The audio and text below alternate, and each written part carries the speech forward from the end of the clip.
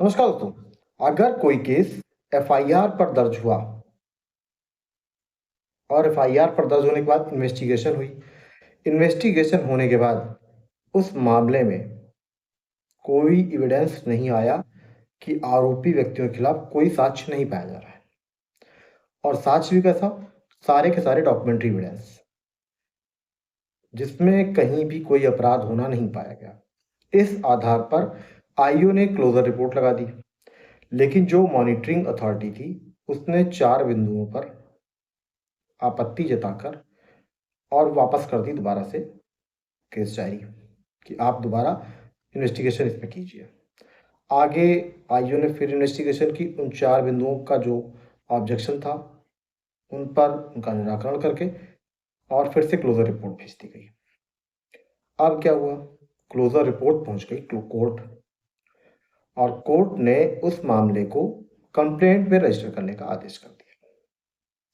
मामला रजिस्टर हो गया एज ए कंप्लेंट। अब कंप्लेंट रजिस्टर हो गया तो 200 और 202 के बयान हो गए, और उसके बाद आज तक ना तो तलबी बहस हुई और ना ही आदेश का जारी हुई, क्योंकि जब तलबी बहस नहीं हुई तो आदेश का जारी कैसे होगी?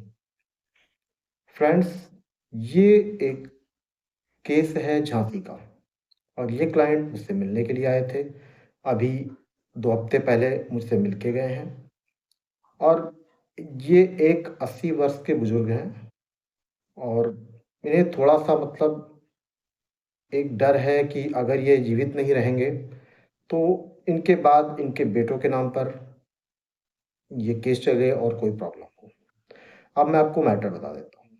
मैटर ये है कि जो ये बुजुर्ग व्यक्ति हैं, ये 5 भाई हैं, और इनके फादर की प्रॉपर्टी थी जिसपे 5 अलग-अलग मकान थे, और सबके नाम पर दर्ज हो गए। फादर की डेथ होने के बाद इनका नाम भी दर्ज हो गया, और इसके बाद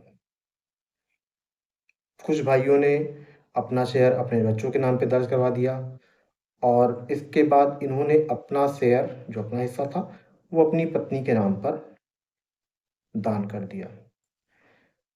इससे पहले हुआ ये कि इनके एक भाई के बच्चे थे, उन्होंने थोड़ा-सा इनसे पैसे की डिमांड की, इन्होंने दी नहीं।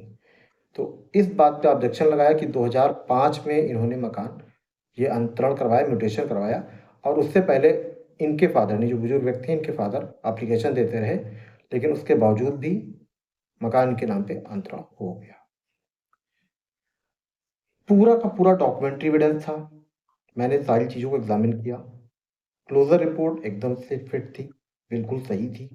जिन बिंदुओं पे ऑब्जेक्शन थे उनको भी पूरा करके, और इसके बाद प्रॉपर इन्वेस्टिगेशन करने के बाद जब कोई एविडेंस नहीं पाया गया, क्योंकि डॉक्यूमेंट्री एविडेंस में बिल्कुल सटीक एविडेंस होते हैं और भैया कागज़ बोलता है। कोई भी एविडेंस नहीं पाने के बाद क्लोज़र रिपोर्ट लगा दी गई। लेकिन मामला कोर्ट में जाने के बाद, यानी जब क्लोज़र रिपोर्ट कोर्ट में पहुंची, तो कोर्ट ने एज ए कंप्लेंट उस केस को रजिस्टर करने का आदेश कर दिया, और फिर 202 के बयान भी रिकॉर्ड हो गए। लेकिन आज लगभग 2.5 साल होने के बाद भी तलबी बहस नहीं हो पाई, और ना आदेश का जारी हुई, ना परिवाद खारिज हुआ। उन बुजुर्ग व्यक्ति की चिंता यह है कि उनके बाद उनके जो बच्चे हैं उन्हें कोई परेशानी ना हो। खैर, ये एक चिंता अलग बात होती है, कोर्ट अपनी प्रक्रिया से चलती है। और अब चूंकि मैटर सब जुडिस है, केस पूरी तरह से सिविल नेचर का है, लेकिन जब तक मैटर सब जुडिस है, कोर्ट के समक्ष पेंडिंग है, किसी भी तरह की कोई ओपिनियन नहीं बताई जा सकती है। कोर्ट क्या व्यू लेती है, किस पॉइंट को कंसीडर करती है, किस डॉक्यूमेंट के बेसिस पे आदेश करती है, मतलब हो सकता है कि परिवाद अलाउ हो सकता है खारिज हो। लेकिन जो क्लोजर रिपोर्ट आई उसमें बहुत ही स्पष्ट थे कि एविडेंस में ऐसा कोई भी अगेंस्ट नहीं पाए गए इन लोगों के। लेकिन चूंकि मामला सब जुडिस है, कोर्ट जो भी डिसीजन ले, तो यानी ये ध्यान रखिए कि एविडेंस महत्वपूर्ण है। कोई भी मैटर हो, डॉक्यूमेंट्री एविडेंस अगर है तो भी, मेडिकल है तो भी, बहुत ही महत्वपूर्ण है।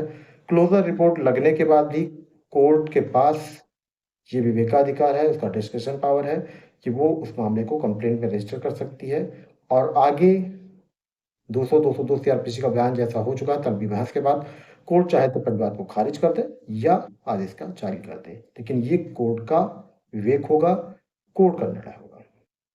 तो फ्रेंड्स, आज के वीडियो में बस ये एक छोटी सी जानकारी। इन बुजुर्ग व्यक्ति क्लाइंट के बारे में मैं क्या बोलूं, मतलब बहुत ही बेहतरीन व्यक्ति, और केवल रंजिशन फंसाया जाना जिसे कहते हैं वही है। इसके अतिरिक्त कुछ नहीं। आगे अब कोर्ट जो भी डिसाइड करे। मेरे समझ में जो आया कि कोई ऑफेंस होना नहीं पाया गया। तो फ्रेंड्स, आज के वीडियो में बस इतना ही। नई जानकारी के साथ नए वीडियो में फिर से मिलते हैं। जय हिंद, धन्यवाद।